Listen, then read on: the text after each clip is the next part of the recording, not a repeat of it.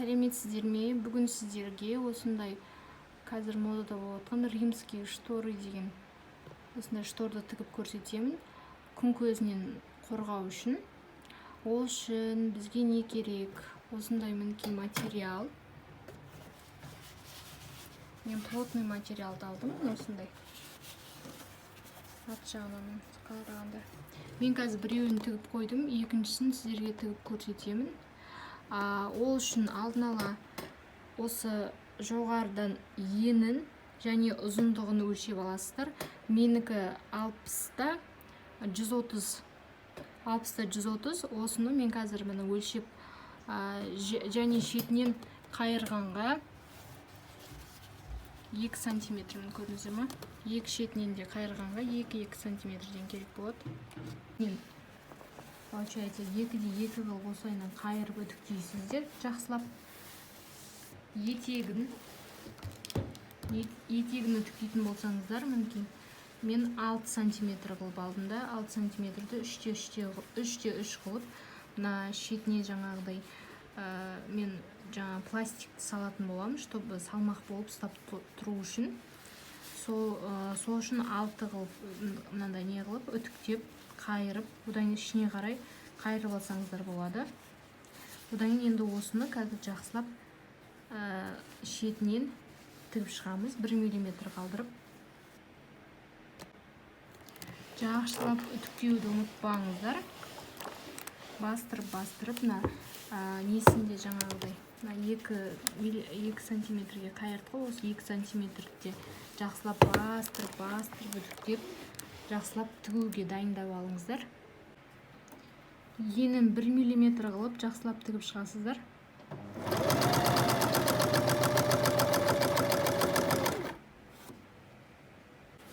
Айналасын көріп тұрғандарыңыздай, мен 1 мм-ге айландырып тігіп шықтым. Мына жерде, кстати, айта кететін жайт, мен артық жіптерін соңында кесіп тастаймыз. Мына жерге мен осындай карманчик қалдырдым, айналасын бәрін тігіп кеттім. Себебі мына жерде біз жаңағы салмақ салып ұстап тұратын пластигімізді кіргізіп салатын боламыз. Сол үшін осындай карманчик қалдырып кеттім. Ал қалған жерін барлығын айландырып, 1 мм-ге айландырып шықтым. Тігіп болғаннан кейін міндетті түрде жақсылап үтіктеп алыңыздар. Тігістерін барлығын жатқызып, сол кезде өзі бұйым сапалы болып шығатын болады.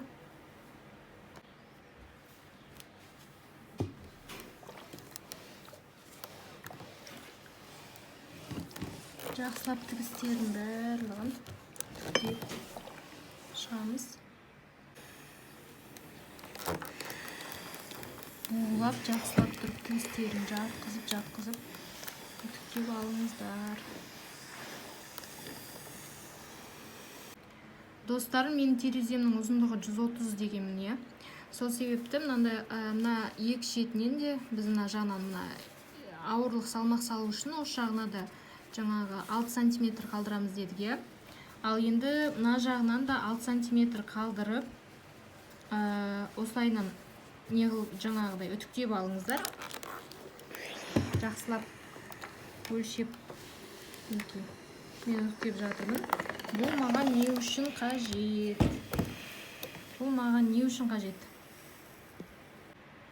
Бұл 6 сантиметр маған не үшін қажет?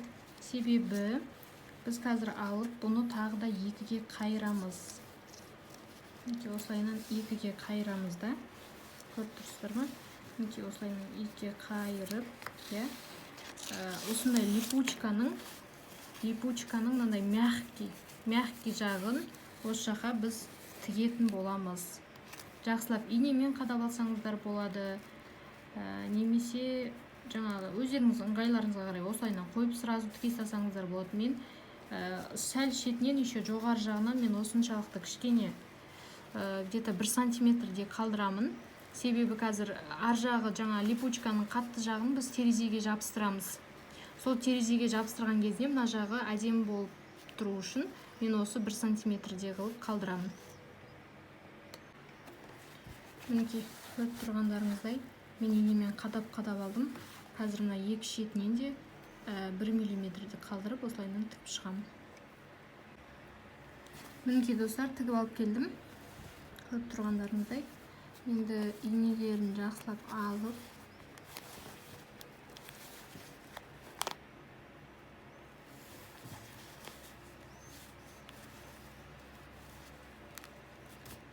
сойынан алып, мына жерін жақсылап үтікпен тігісін жатқызып үтіктеп аламыз.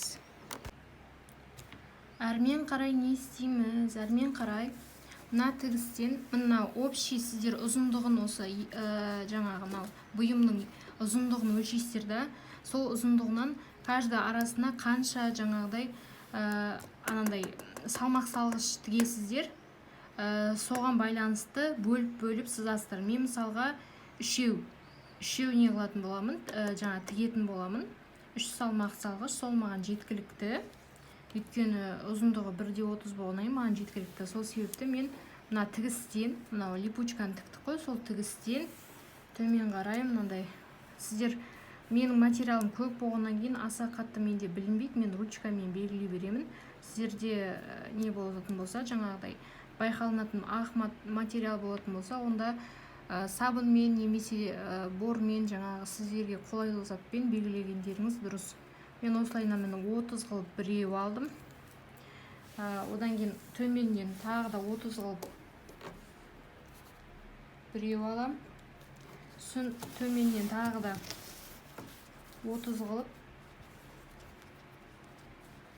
мінекей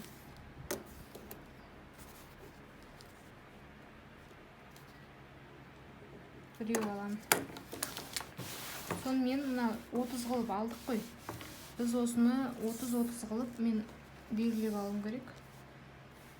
Сіздерде сылғыш басқа бір қолайлы зат болса, сонымен белгілеп алсаңыздар болады.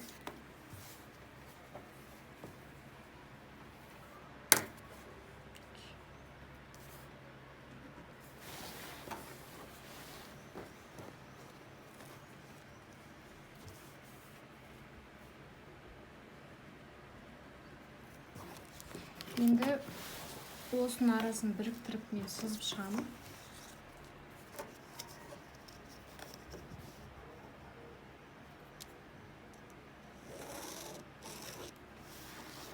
Не үшін сызып жатырмын? Себебі маған осы сызықтың бойына мен қазір қалташалар тігетін боламын.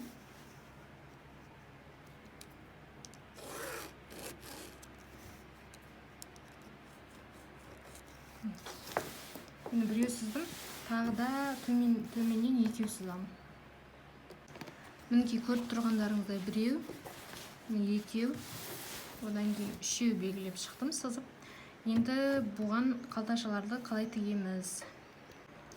Мен салмақ салғыштың көмегінде осындай пластикті, плинтустан қалған пластикті қолданатын боламын. Осындай жатыр екен, маған керегі 4 штук. Бұны әрқайсысын мен кесіп дайындап қойдым.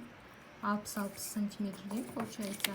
Осындай 4-еу, ортасына 3-еу, яғни и соңында біз жаңа ұмытып кетпесеңіздер, осындай қайырып тіккен болатынбыз, иә. Осы жағына да біреу, етегіне біреу керек болады. Сонымен бар жоғы маған керегі 4-еу. 4-еу дайын. Енді осының мен так ұзындығына енін өлшейтін боламын. Ені так 2, менде 2 сантиметр. Осыған сай мен қазір қалташа тігемін. Қалташама қалай атауға болады өзі? Мен қалташа деп атадым. Сол қалташаны тігетін жаңағы кесіп дайындайтын боламын. Мінекей қалташаға мен жаңағы осы менің жаңа штордан қалған матам қалған болатын. Осыдан 6 сантиметр қылып, мен өйткені сантиметр 2 болғаннан қайырғанға келетіндей жаңағыдай. Мен қазір екі шетін осылайынан қайырып, үтіктеп, осылайынан дайындап алып келемін.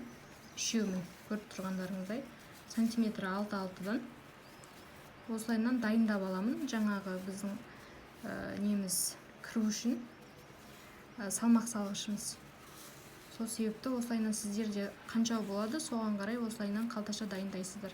Менде 3, мен 3 дайындап, мен қазір үтіктеп, мына шетінде осылайынан қайырып, былайынан дайындайтын боламын, үтіктеп аламын. Одан әрмен қарай көрсетемін. Мінекей достар, мен жаңа қалташаларды үтіктеп дайындап алып келдім. Мен мына жерінде кромка болғаннан кейін қайырмадым. Сіздер негізі кромка болмаса, осы шетінде осылайынан қайырып, мінекей. Соны қайырып бір-біріне осылайынан үтіктейсіздер. Менікі кромка болғаннан кейін мен не қылмадым. Жаңа үтіктемедім. Өйткені сөгілмейді. Мына шетінде көрдіңіздер ме? Мына шетінде осылайынан қайырдым. Менде міне ровно келіп тұр. Мына ұшымен бірге. Және жаңа сыздың ғой линиялар, сол линияның бойына мінекей. Көрдіңіздер ме? Осы линияның бойына инемен қадап шығамын. Көрдіңіздер ме? Мен мына жақтарын бәрін екі уже нені қадап не қылдым, дайындап қойдым. Мына үшіншісін қадап жатырмын. Екі прям бір-біріне беттестіріп, тура прям линияның бойына инемен қадап алған дұрыс, чтобы ыңғайлы болу үшін. Қазір аттап тігіп кете беретін болады. Сәл жоғары істеп қойдым деймін. Линияның бойымен.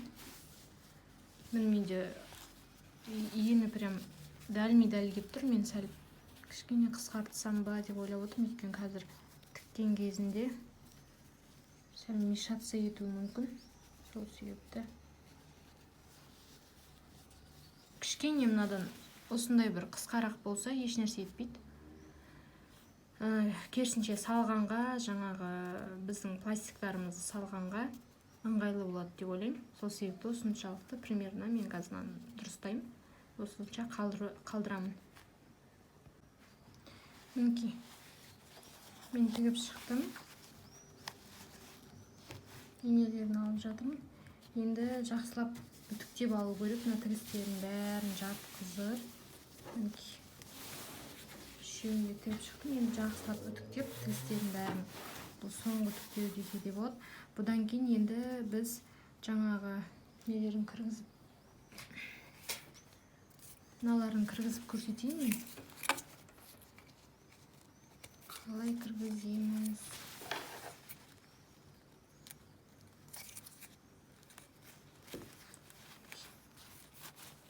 Мынаны алып.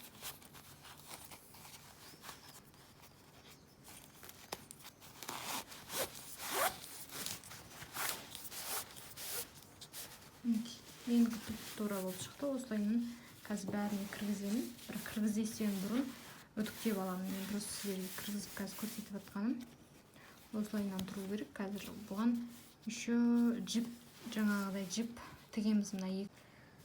Мінекей осылайынан тартқан кезінде, мына былайынан жіппен тартқан кезінде осылайынан жиналу керек. Бүйтіп көтеріліп әдемі болып.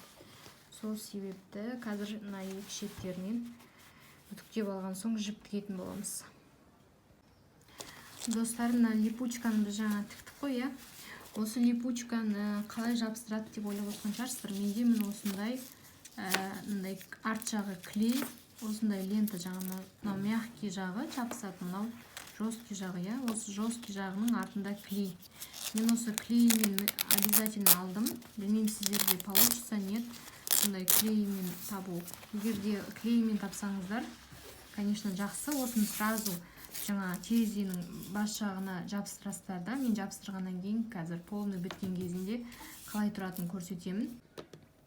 Әрмен қарай мына жіпті кіргізіп ұстап, мынау бір-біріне жиырылу үшін біз осындай мынандай дөңгелек шайба деп атаймын, қалай деп атайды. Осындай міне. Осындайлар алдым. Маған керегі 7 штук, біреуіне 7, сонымен екеуіне мен 14 штук алдым. Қазір соңында қалай тігіп шыққанды көрсетемін. Осылайынан алып тігіп шықтым. Ортасынан, чтобы жіп өтіп тұратындай. Жібі өтіп, одан былайынан бір-біріне мына жерлер жиырылатын болады да. Қараңыздар, мынандай колечканы міне 1, 2, міне 3, мына жақта 4, 5, мінекей 5 және де 6. Мінекей көріп тұрғандарыңыздай осындай нәрсе керек болады. Мынандай шұрпы, білмеймін қалай аталады. Осыны мен қазір терезенің келесі шетіне не қыламын да, мынаны бұрап саламын да, осы арқылы жіп өтеді да, и салбырап тұрады. Соны тартқан кезде мынаусы жиналатын болады. Осындай мен нәрсе керек болады. И мынандай шайба, иә. осындай. Мінекей. Қазір мынаны қалай бұрап көрсетемін. Сол бұрап тұрады, осы арқылы жиналатын болады. Мына дөңгелектер, мына шайбалар қалай тігіледі. Мына жерге, мына үшіншісіне, және де мына жеріне тікпейміз. Бұл жерде жаңа шурпайвердің біреуі тұратын болады. Бұл жіпті кіргізбей тұрып, мінекей, мына жіп кірмей тұру керек та. Яғни мына жіпті қазір мына жақтан шығарып аламыз. Мінекей, мына жіп шурпайверға кіретін болады. Шурпайверға кіретін болады да, содан кейін барып мынаған кіргізіледі. И мына жердегі жаңа келесі шурпайвердан өтеді да. Сонда тартылысқа өтеді. Ал келесі жағы болатын болса, ол сразу мына біреу, екеу, үшеуіне тігіледі, үшеу арқылы өтеді да. Мінекей. Жанындағы, басындағы мына шайбаға кіргізіледі да, міне, сонда міне көріп тұрғандарыңыздай, мына жақта мына шайба деп елестететін болсақ, осы шайбадан мынадан өтіп барып, мына келесі екі жіп екеу жаңағы бір келесі шайбаға кіріледі да тартылады. Міне көрдіңіздер ме? Мына жіптің ұзындығы менде 2 метр 30 сантиметр. Басқа жіп алсаңыздар да болады. Мен примерно ұзындығын айтып отырмын сіздерге. Мен өзім қолданған, сіздер басқа ұзындықта өздеріңіздің терезелеріңізге қарай алсаңыздар болады. Көріп тұрғандарыңыздай, мынау терезе, міне терезенің басы, мына липучка көрдіңіздер ме? Жабысты.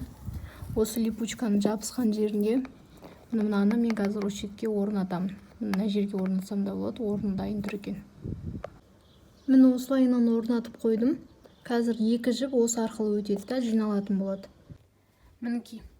Жаңа мен сіздерге жіптің өтуін түсіндірдім ғой, екі шайба тұр, я? Яғни бір жағы мінекей. Мына жерден шайбадан өтті, одан кейін мына жерде колечко тіктік қой, сол колечкодан өтті. Одан кейін мына жерге. Ал келесі мына жағында жіп, ол сразу тігінен өте салады да, міне екеуін сонда міне тартылысқа ие болады. Көрдіңіздер ме? Мінекей. Осылайынан сонда тартқанда екі жағы да тартылатын болады.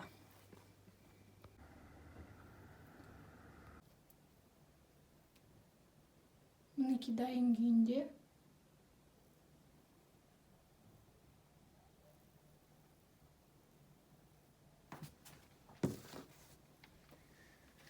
Жібін тартса, осылайынан жиналады.